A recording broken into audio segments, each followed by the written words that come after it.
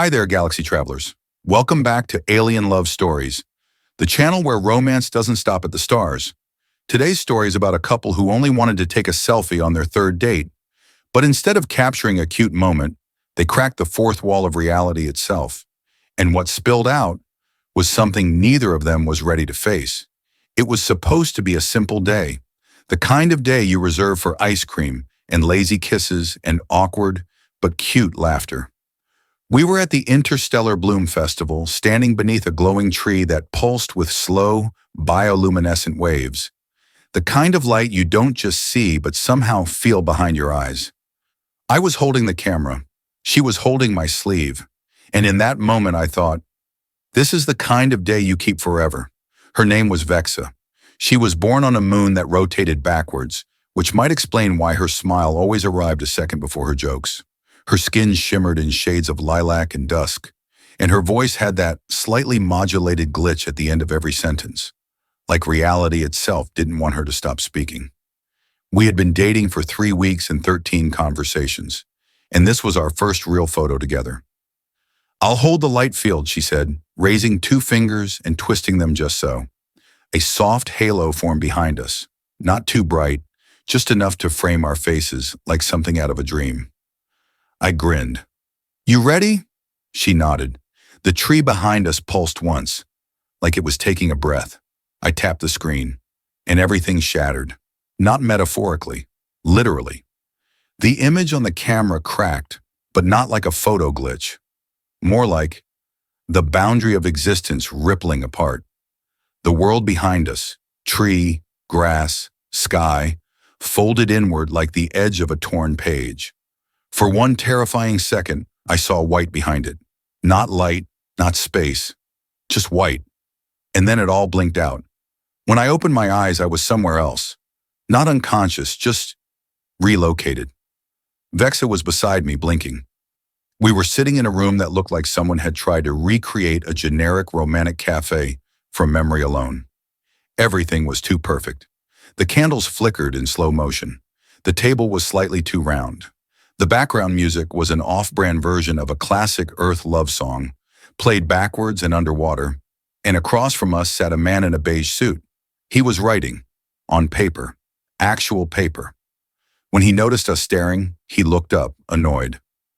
"You weren't supposed to break frame until scene 6. I blinked. "What?" He sighed. "Actors, always improvising." Vexa stepped forward. "Where are we?" The man stood. He was tall, unreasonably so. His eyebrows were sharp enough to cut paper, and his hands glowed faintly like they hadn't quite solidified. "You're in the story space," he said. "And don't ask me how. You shouldn't be able to access this without a permission tag." Vexa and I exchanged a glance. She whispered, "I think we just photobombed reality." The man walked in a slow circle around us. "I'm the editor," he said matter-of-factly. "I clean up narrative glitches, make sure the emotional arcs curve smoothly, and prevent exactly this kind of mess." "What kind of mess?" I asked. He pointed at us. "You two, falling off script, ignoring pacing, breaking genre logic." I stood up. "We're not actors." He paused, then chuckled. "Oh no, of course not. You're characters." I froze. Vex's voice was calm but dangerous. "You mean we're being written?" The editor nodded. "You're part of a serialized romantic sci-fi arc targeted at interdimensional audiences who love slow-burn tension with light existential dread." I sat back down. Hard. He pulled out a folder and flipped through it. "Let's see. Levi, Earth origin. Mild trauma, tends to use humor as a defense. Vexa, post-biological hybrid. Emotionally guarded but secretly affectionate. Meet cute at asteroid bar. Conflict introduced via misunderstanding about telepathic X. Current emotional tension at 57%. Excellent for episode 3. I stared at him. "Is this a joke?" Number. But if it were, I'd punch it up with a callback to scene 1 and a twist reveal. Vexa stepped in front of me. "We want out." He smiled, almost sad. "You can't get out of a story, sweetheart. Not unless it's written that way." We spent the next few hours trying to escape, but every door led back to the same room. We tore down curtains that weren't real, smashed windows that regenerated behind us, Even tried to short-circuit the candlelight. Nothing worked. Finally, Vexa leaned against the table. Her eyes glowed with frustration. I can bend light. I've phased through solid matter before. Why can't I crack this space? I sat beside her. Because it's not real matter. It's narrative architecture. She turned to me. You're adapting too fast. I shrugged. When someone says I'm fictional, I don't fight it. I internalize it and develop anxiety. She laughed, barely. I reached for her hand. It was still solid, still warm, still hers. Maybe, I said slowly, we broke something. But maybe that gives us a way through. How? By doing what the script doesn't expect. Like, I thought, then grinned. Like taking another selfie. We propped up the camera, the same one from before, impossibly still in my pocket. She adjusted the light. I held her hand, and right before we clicked, I whispered, "Smile like you know you're real." We pressed the button. The air cracked, but not like before. This time it folded outwards, revealing not just white space, but a corridor, filled with pages and moving shadows. And somewhere far ahead, a voice said, "Well." That wasn't in the draft. The corridor stretched endlessly in both directions, like a hallway built from memories that had never actually happened. On one side, pages floated midair, blank, fluttering as if wind existed here. On the other side, scenes blinked in and out like unfinished dreams. A park bench under violet skies, a breakup that never concluded, a first kiss with no sound. Vexa and I stood at the threshold, holding hands, staring into the impossible. "This feels like walking into a dream someone else is still writing," I whispered. She nodded slowly. Her eyes shimmered a bit more than usual, not with emotion, but with data trying to make sense of things. A voice echoed from far ahead. "Unauthorized narrative breach. Characters have entered metaliminal layer. Please proceed to containment." We froze. Then we ran. The corridor reacted to our presence. Every step we took, more of the world flickered into existence. Lines of dialogue etched across the walls. Spotlights turning on in the distance. Music swelling without a source. "What is this place?" I asked between breaths. Vex's voice was flat, clinical. "It's the space between the script and the screen, the narrative subconscious, where discarded drafts and unrealized emotions go to sleep. So like, deleted scenes? Number worse. These are the moments no one ever finished writing." Suddenly, a door appeared to our right, glowing faintly. Without thinking, I grabbed the handle and pulled it open. Inside was us, sort of. We were sitting at a dinner table, laughing, holding wine glasses. Candlelight danced across our faces. Except, Vex's eyes were a different color. My laugh sounded too polished, and the way I looked at her, adoring, but staged. Vexa leaned in close to the doorway. "This is a hypothetical future, one someone tried to write." I looked closer. "You don't look like you. You look like how I imagine you." She didn't answer.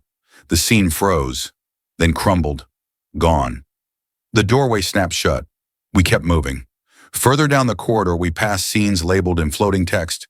Scene 4, A, the argument that breaks them. Scene 5C, ALT, the kiss that doesn't happen. Scene 7, B, he forgets her name. Each one blinked out as we passed, like they were being erased in real time. "This is insane," I muttered. "It's like someone's writing multiple versions of our story and deleting them as we move." "Because we're off script now," Vexa said, "and something's trying to correct that." That's when we saw the mirrors, dozens of them, standing freely along both sides of the corridor. Each reflected a version of us. One mirror showed us arguing, another kissing under a red star. One version had me alone staring at a hologram of Vexa. Another showed her standing over my sleeping body, whispering goodbye. "These are all timelines?" I asked. Vexa touched a mirror with shaking fingers. "Number. These are emotional forks. Every time one of us felt something we didn't say out loud, the story split, and someone wrote the version where we did." I swallowed hard. "And the version where we didn't?" She turned to me. "You're in it. Suddenly, the mirrors went dark, and then a figure stepped out of one, tall, featureless, clad in gray ink and digital static. It spoke in a voice that wasn't a voice. You do not belong here. This space is reserved for editors and observers. We're neither on, I said. Exactly, the figure replied. And yet your choices ripple backward. You've made yourselves unpredictable. What are you? Vexa asked. I am the script keeper. I ensure continuity. I protect the fourth wall. It stepped closer. You must return to your timeline. As written. I stepped forward. Who's writing us? The script keeper tilted its head. Someone who thinks you need an ending. Without warning, a beam of white light blasted from behind us, pulling. It was the corridor closing, trying to collapse the rift. We ran, again, this time turning left at a staircase that hadn't existed 5 seconds before. As we climbed, the space warped. Suddenly, we were inside a memory. My apartment, our second date, pizza, rain tapping the windows, her laughing at my inability to use space chopsticks. But it wasn't real, because we'd never eaten pizza. We never had a second date like that. I turned to Vexa. Did you make this? She shook her head. Number you did. I backed away. If this place can build fake memories, how do I know what's real anymore?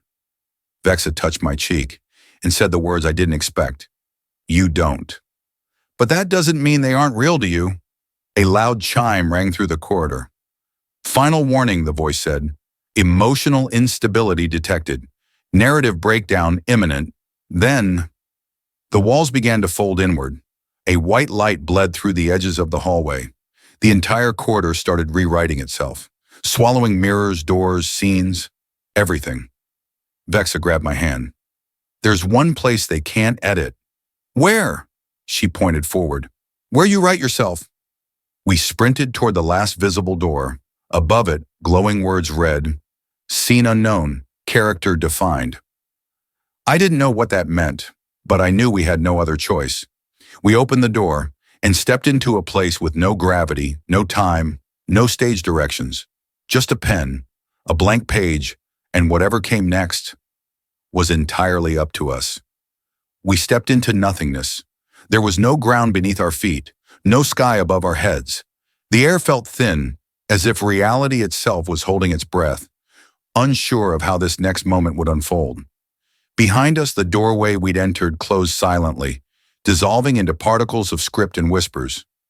Ahead, a single pen floated serenely next to a blank, luminous page suspended in midair, waiting for someone, anyone, to fill it. Vexa squeezed my hand gently. Do you think we broke reality again? I shrugged, forcing a smile. If we did, at least we're consistent. As we approached the pen and paper, a deep voice resonated through the emptiness, filling the space around us like a velvet curtain falling on a silent stage. And thus, the characters finally arrived at the core of their story, a narrative emptiness waiting to be defined. We spun around, searching for the source, but there was no one there. Who's speaking? I asked aloud, my voice echoing oddly. I am the narrator, the voice replied smoothly. I exist beyond your limited perceptions, guiding your actions, coloring your emotions, giving form to your undefined existence. Vexa raised an eyebrow defiantly. And what if we don't want your guidance? The narrator laughed, a sound both soothing and condescending. Your wants were never your own. They were lines written long before you thought to speak them. A wave of dizziness surged through me, followed by a stab of frustration. We're not puppets, we're people. We decide who we are. Ah, the narrator replied, amused. The illusion of free will. Every character believes they have choices, but choices are merely moments scripted by unseen hands, turning pages you cannot read. I glanced toward Vexa. She looked troubled, her face flickering between defiance and something like fear. Prove it, she demanded. Prove we're just characters. Very well, the narrator said calmly. Observe. Instantly, a ripple appeared in the emptiness around us, expanding outward until images unfolded, a montage of scenes from our lives. First, our meeting at the asteroid bar, Vexa glowing under the neon lights, smiling with hesitation, me stumbling through introductions, trying not to stare. Next, a quiet moment, never before experienced. A scene of us watching an unfamiliar sunset, holding hands. Finally, a fight we'd never had, yelling words neither of us ever meant. These aren't real, I whispered, my throat tight. They're potential narratives, the narrator explained. Stories tested, revised, discarded. But each could have been your reality, had the author chosen differently. Vexa stepped forward, her eyes fierce with emotion. Who is the author? Why are they doing this? The author is the architect of your emotions, the narrator replied patiently. A storyteller creating tension, romance, drama, resolution, all to entertain others. Your love is simply a mechanism to provoke reactions. Nothing more. No, I snapped, my voice trembling. Our feelings aren't entertainment. They're real. The narrator seemed to pause thoughtfully. What makes a feeling real? You feel because the author writes you that way. Even now, your indignation, your fear, your affection, they are words scripted upon the invisible page of your existence. I felt anger rising, hot, visceral, but also doubt. Then why let us know? Why let us find you? An accident, the narrator said calmly. Your selfie wasn't supposed to break through the fourth wall, but it created a narrative paradox. Now your story risks destabilizing every other story connected to it. Vexa's voice hardened. And how do we fix this? Simple, the narrator replied. You must surrender to your roles, accept your scripted identities, and allow your emotions to follow the paths laid out for you. Only then can the balance of narrative continuity be restored. And if we refuse, I challenged, heart racing. The narrator's voice grew colder, more distant. Then you risk annihilation. Characters who refuse their roles cease to exist, their stories erased, their emotions forgotten. You become a memory no one remembers, a word erased before it reaches the page. The silence that followed felt heavy, oppressive. My gaze found Vexa's. Her eyes were luminous, but beneath the glow was sadness, raw and heartbreaking. Can we even love each other, she asked softly, if someone else wrote our feelings? Love is as real as you choose to make it, the narrator interjected gently. Scripted or spontaneous? Does the origin matter if the experience feels true? Vexa considered this. And if we choose differently than the author intended? Then you become unpredictable, the narrator replied. Unpredictable stories must be rewritten or discarded. You risk everything for a fleeting sense of authenticity. I reached out, taking Vexa's other hand, anchoring us together. Maybe that's worth it. Maybe feeling genuinely free, even once, is better than scripted happiness. The narrator sighed softly. Very romantic, very human, and deeply foolish. Suddenly, the blank page floating before us flickered, as if inviting us to write something. Anything. What if we write ourselves? Vexa asked me suddenly, her eyes shining with urgency. Right here, right now. We take control of our story. We become our own author. I looked at the pen. My pulse quickened. Can we? I asked. The narrator answered darkly. You can try. But narrative freedom comes at a cost. What cost? I demanded. Reality itself, the narrator replied softly. If you reject your written identities, you break every story connected to yours. The worlds around you collapse. Your characters scatter. You leave behind narrative chaos. My throat tightened painfully. What about us? You become real, the narrator said, but utterly alone, outside every story, together but no longer part of anything. Two souls lost beyond the fourth wall. Vexa turned toward me, her expression determined. I don't care about the stories around us. I care about this. About us. I took a deep breath. If we do this, there's no going back. She nodded fiercely. I'd rather live one authentic moment than 1,000 scripted ones. I reached for the pen. Stop, the narrator warned sharply. Your choice will rewrite reality itself. Vexa squeezed my hand. Then let's rewrite it. I took the pen, trembling slightly, and touched it to the glowing blank page. For a heartbeat, everything froze. Time, space, breath. And I began to write the only words that mattered. Levi and Vexa chose their own path. They chose each other, freely and truly, beyond every story ever told. The emptiness roared around us, shuddering violently as the narrative space fractured under the weight of choice. The narrator's voice was distant, fading, echoing through the breaking walls. You will regret this. Stories can't survive without structure. But as the reality around us splintered into infinite fragments, all I could see was Vexa's face, serene, fearless, radiant. Are you ready? She asked softly. Always, I whispered. And together we stepped into the chaos, uncertain of what awaited us, but sure of one truth. This time our story was ours alone to tell. The moment we stepped into the void, the universe ceased to make sense.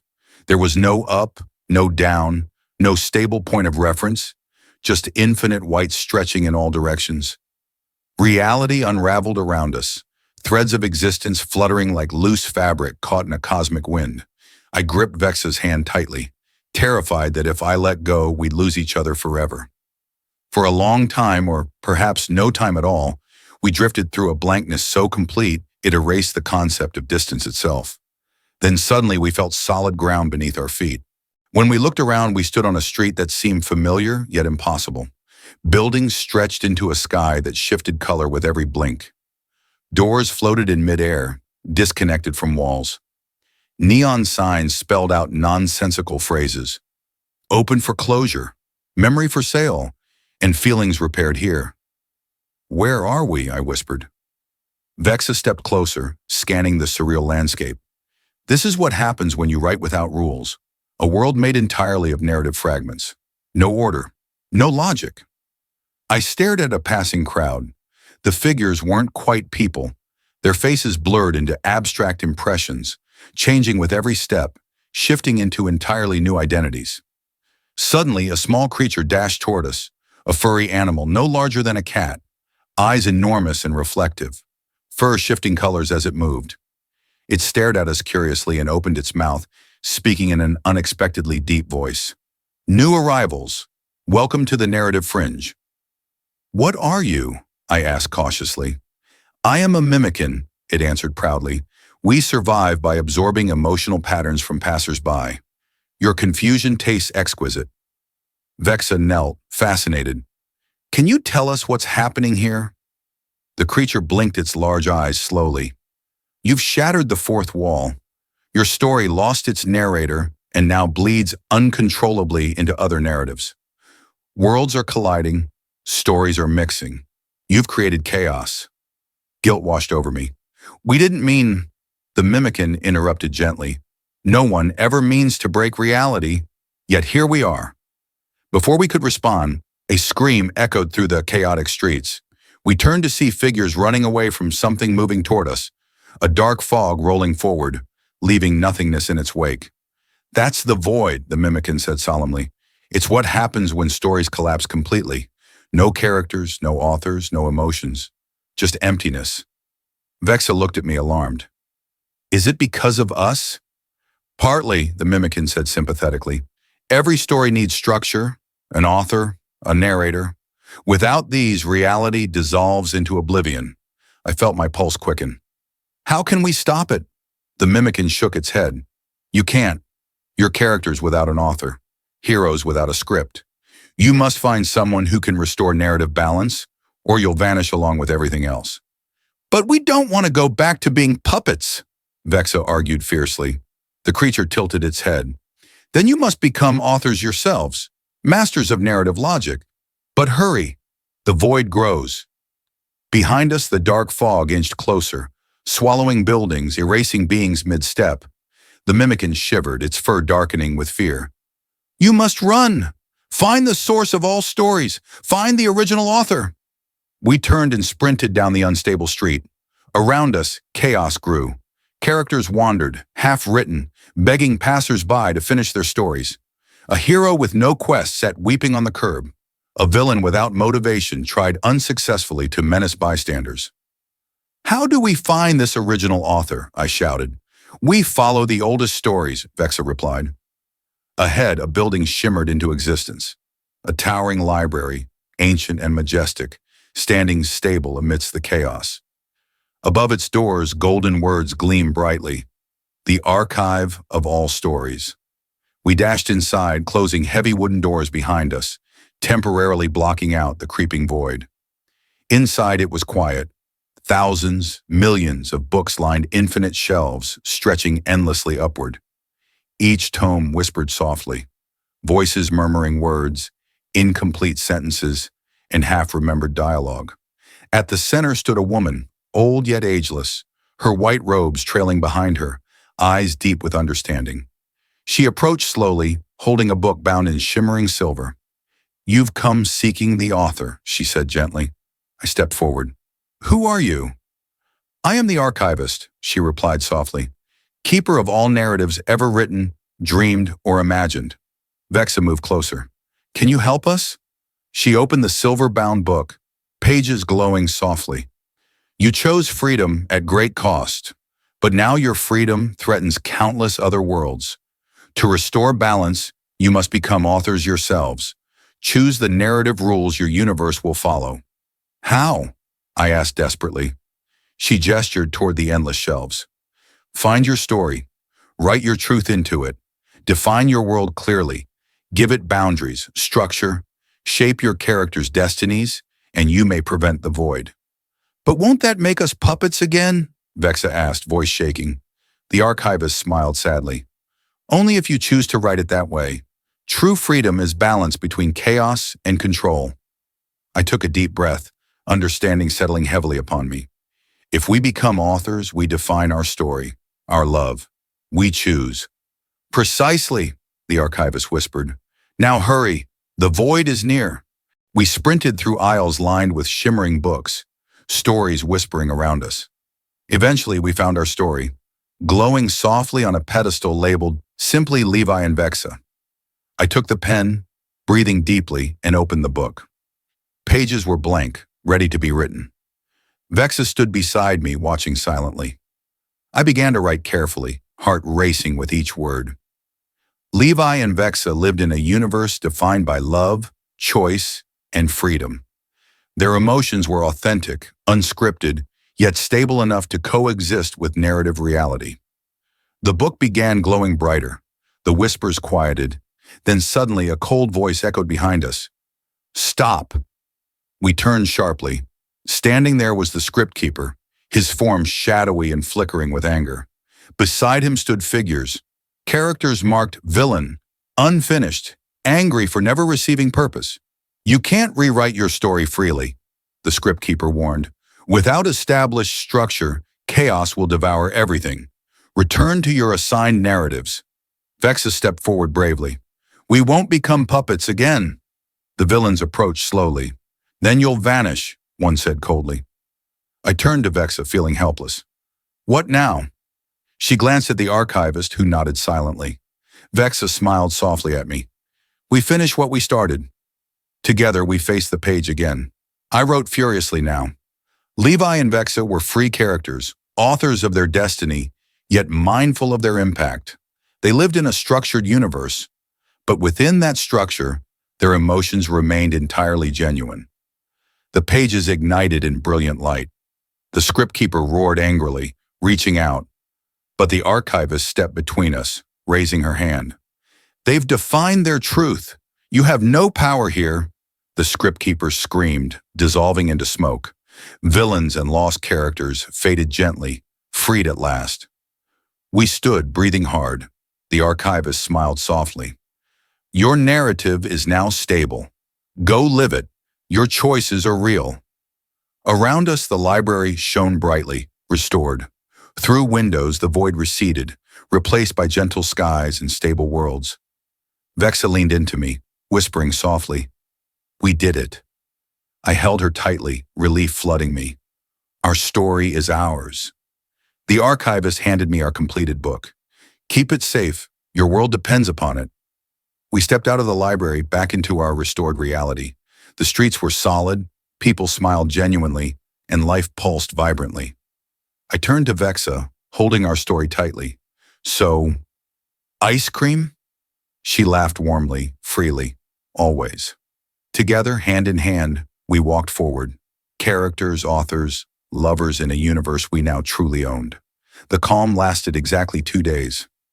Vex and I had just started to settle into the comforting normalcy of our carefully structured, yet authentically emotional universe.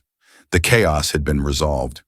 We had the silver-bound book containing our rewritten story safely locked in our apartment. We had ice cream dates, quiet afternoons, and the blissful illusion of control. But reality, as we'd learned repeatedly, was never simple. On the third morning, I woke to find the mimickin sitting on my chest, staring intently with enormous eyes that shifted colors like emotional mood rings. I jolted upright, nearly knocking it off the bed. "How did you get in here?" The mimickin tilted its small head innocently. "Emotional portals. Your anxiety is delicious, Levi."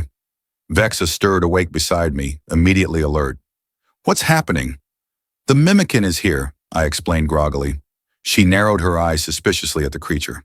"Why?" "Your emotions," the mimickin answered matter-of-factly. "Since rewriting your story, your feelings are more intense than ever. We mimickins feed off strong emotions, and yours are extraordinary." I felt unease growing rapidly. "Feed how?" The mimickin blinked slowly. "We absorb and then reflect your strongest feelings into the surrounding narrative. It's our nature. We mean no harm." A cold chill raced through me. "Wait, are you saying you can rewrite reality based on our emotions?" The mimickin considered this for a second. "In small ways, yes. Slight adjustments, minor edits." Vexa frowned deeply. "Define minor." The mimickin paused, clearly uncomfortable. "Yesterday, your anxiety about losing each other briefly rewrote your front door. Now, instead of opening outward, it opens inward. Harmless, really." I jumped out of bed, heart racing. "What else?" "Your frustration over not finding coffee yesterday caused a small temporal glitch. You repeated 5 minutes without noticing. Harmless again." "That doesn't sound harmless," Vexa said sharply, stepping forward. The mimickin looked genuinely confused. "Your emotions are complex and unstable. They ripple. But you're fascinating, so we mimickins gathered around. Perhaps more of us came." I rushed to the window. What I saw nearly stopped my heart. The street below was teeming with hundreds of tiny mimickins, their fur shimmering brightly in a rainbow of shifting hues, eyes wide with fascination. And reality was changing around them. Cars suddenly vanished and reappeared. A lamppost bent into impossible shapes. Sidewalks shimmered as if seen through water. "Vexa," I whispered, "we have a problem." She looked out, turning pale. "They're rewriting reality faster than we can control." The mimickin hopped onto the windowsill. "We only wanted to help." "Help?" I shouted, panicked. "You're creating chaos." The mimickin's eyes filled with distress, its fur turning dark blue with sadness. "We feel what you feel. We reflect your confusion. You're overwhelmed, anxious. We cannot help but mirror it." Vexa took a deep breath, calming her voice carefully. "Can you stop?" The mimickin shook its head slowly. "Not until you stabilize emotionally. Or stop feeling altogether." She looked at me desperately. "We can't just shut off our emotions." I squeezed her hand reassuringly. "Maybe not, but we need to calm them somehow, enough to regain control." Outside, reality twisted further, mimickins multiplying rapidly. People appeared confused, unable to understand why their shoes turned into birds, or their umbrellas began singing. "Quick," I said urgently. "The book. We need to define clear emotional boundaries." We sprinted into the next room, grabbing the silver-bound book from its shelf. It glowed faintly, warm to the touch. Vexa looked worried. "We need balance, but we must preserve authenticity." I flipped pages rapidly. "We define limits, not what we feel, but how our emotions influence reality. Like emotional firewalls." Vexa nodded. "Write it clearly. No unintended emotional rewrites." I quickly penned, "Emotions experienced by Levi and Vexa remain authentic and powerful, but are protected. Feelings cannot alter physical reality without explicit, conscious intention." The book shimmered, pages glowing briefly. For a moment, everything felt steady again. But the mimickin on the windowsill whimpered softly. "That only stops you two, not us." My heart sank. "What?" It trembled. "We are independent now. We've learned your emotions. We mimickins feel freely beyond your control. Our reflections rewrite reality. Vexa closed her eyes, speaking quietly. So we've taught you how to feel, and now those feelings control you. Yes, the mimickin whispered sadly. The realization hit hard. We had freed ourselves from one kind of narrative trap, only to create another. We need a new solution, Vexa said, urgent but steady. Something beyond restrictions, something stable and sustainable. I hesitated, looking at the mimickin carefully. What if we teach them emotional control? The mimickin tilted its head, eyes wide. Control? Yes, Vexa said firmly. To manage, not reflect blindly. Emotions are beautiful, but dangerous unchecked. How? It asked softly. Through understanding, Vexa said gently. Instead of absorbing blindly, learn to interpret, understand, and decide consciously how to respond. I opened the book again, carefully writing, the mimickins developed emotional self-awareness. They learned to feel emotions consciously, stabilizing reality rather than rewriting it chaotically. The book flared again. Outside, the chaotic distortions slowly settled. Mimickins paused, eyes wide with wonder, their fur shimmering gently as they began to comprehend their newfound emotional boundaries. Our mimickin hopped down, eyes glistening gratefully. You've given us purpose, emotions we can control and cherish. Thank you, Vexa smiled warmly. Emotions are power. You just needed guidance. The mimickin smiled back, fur glowing softly. We shall guard these feelings carefully. Outside, order gently returned. People moved normally. Buildings stabilized. Sidewalks ceased shimmering. Vexa breathed deeply, relieved. We almost caused another catastrophe. Almost, I whispered, squeezing her hand. But we learned something vital. Feelings must have balance. She nodded slowly. Freedom doesn't mean chaos. Structure doesn't mean imprisonment. The mimickin curled comfortably nearby, quietly absorbing the warmth of balanced emotions.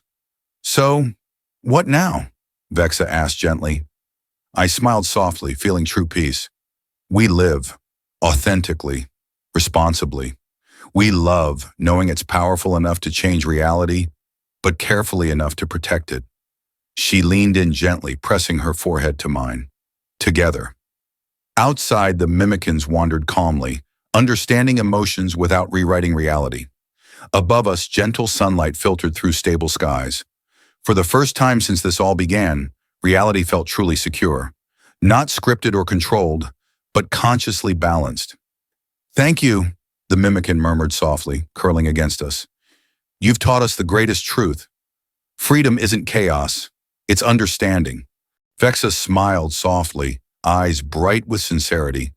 That's a lesson worth rewriting the universe for. And quietly we laughed. Real laughter, unscripted and sincere. Reality finally was exactly as it should be. Peace, we quickly discovered, was relative. Just when we thought our rewritten reality had finally settled, just when the mimickins had begun mastering their emotions, the boundaries we so carefully established started to unravel once more. It began subtly, a tiny ripple across the kitchen table as we sipped coffee, a momentary flicker of Vexa's reflection in the mirror, changing briefly into someone I didn't recognize. The tension returned instantly. Did you see that? I asked carefully, not trusting my own eyes. Vexa nodded slowly, her eyes narrowed. Reality glitch? I set down my coffee, feeling unease tighten in my chest. Feels different, deliberate. The mimickin, curled comfortably on the countertop, raised its head, fur rippling anxiously. Something is coming. Something from before. My heart sank. From before? A loud knock at our front door jolted us upright, sending adrenaline racing. Vex and I exchanged worried glances, then cautiously moved toward the door. Standing there, framed by morning sunlight, was the editor, the tall, thin man in the beige suit who first appeared when our selfie shattered reality. He smiled, though the gesture held no warmth, his sharp features edged in a cold calculation. Hello again, he said evenly. May I come in? Before we could reply, he stepped past us smoothly, entering our apartment as if he owned it. The mimickin hissed quietly, fur darkening to deep purple. Fear. Vexa's voice was carefully controlled. What do you want? The editor adjusted his cuffs casually, gazing around our home with detached curiosity. I see you've been busy rewriting your story. Interesting choice, setting narrative boundaries without my approval. It wasn't yours to approve, I snapped defensively. His smile tightened slightly. All narratives require an editor. You may write yourselves, but I maintain narrative purity and coherence. And you, dear Levi and Vexa, have shattered both. Vexa stepped closer, eyes narrowing defiantly. Our story is balanced now. We've stabilized the mimicans and reality itself. The editor laughed softly, shaking his head with condescension. Your balance is superficial. You've given emotional power to creatures never meant to wield it. Reality may seem stable, but beneath the surface lies chaos, waiting to unravel. You've created an unstable narrative paradigm. You're wrong, I said firmly. The mimicans have learned emotional responsibility. His gaze sharpened, piercing me. Have they? Or have you merely taught them to imitate stability? Emotions cannot be controlled forever, especially those borrowed and reflected. Vexa stepped between us, protective. What are you implying? Your reality is built on borrowed stability, the editor explained coldly. The mimicans' emotions mirror your own, yet you've anchored reality to their reflections. If your feelings falter, even for a moment, everything collapses. I felt the blood drain from my face. That's not possible. We established clear emotional boundaries. The editor's eyes glittered dangerously. But you never accounted for doubt, did you? Doubt is the sharpest emotion, subtle, relentless, corrosive. And now that I've planted it, reality will begin to fracture again. Vexa clenched her fists, defiance blazing. You sabotaged us? He stepped closer, his voice lowered dangerously. I merely restored narrative tension. Stories need drama, conflict, uncertainty. Otherwise, readers lose interest. Your utopia is boring. You're risking everything for entertainment? I demanded angrily. Entertainment, drama, purpose. Call it what you wish, the editor replied coldly. Without conflict, your narrative is meaningless. Suddenly outside, reality began shifting violently. Walls trembled. Furniture flickered between solid and intangible. The mimican whimpered, terrified, fur cycling rapidly through a rainbow of chaotic colors. The doubt has begun, the editor declared triumphantly. Soon your carefully constructed emotional walls will collapse entirely. Vexa turned to me, voice urgent. We need to restore certainty, quickly. How? I asked desperately. He's already seeded doubt. The mimican leaped to Vexa's shoulder, trembling but determined. There is one way, re-establish the fundamental truth that can't be shaken. I stared at the creature urgently. What truth? Your love, the mimican whispered urgently. If your bond remains certain, reality will stabilize. Doubt cannot erode true emotional certainty. The editor scoffed. Your so-called love is scripted, constructed.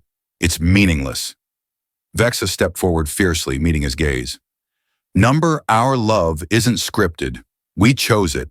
Authentically. I took her hand tightly, squeezing gently. And we choose it again.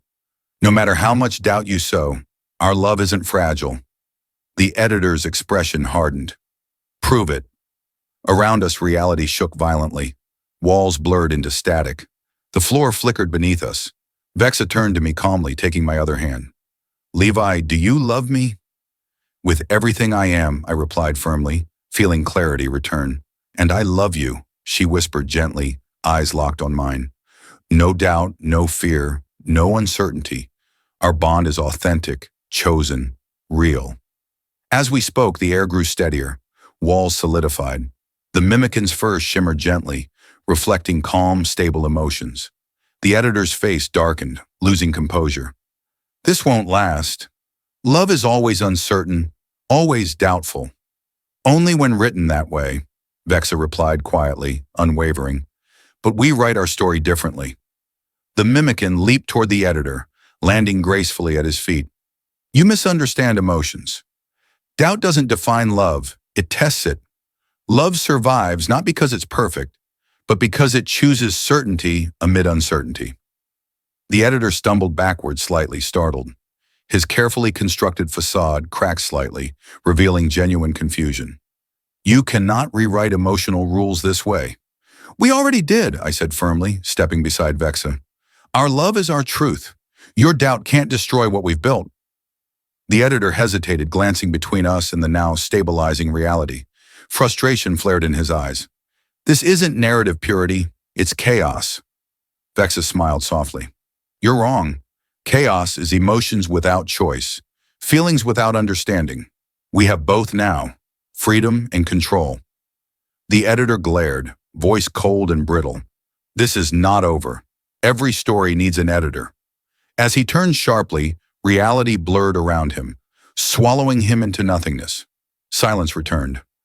Outside, reality calmed completely. Sunlight streamed gently through windows. The mimickin curled comfortably nearby, fur glowing softly. I exhaled deeply, relief overwhelming me. Is it finally over? Vexa smiled softly, shaking her head gently. Probably not entirely. Stories never really end. But for now, our reality feels safe. Safe enough for ice cream again? I asked hopefully, managing a small grin.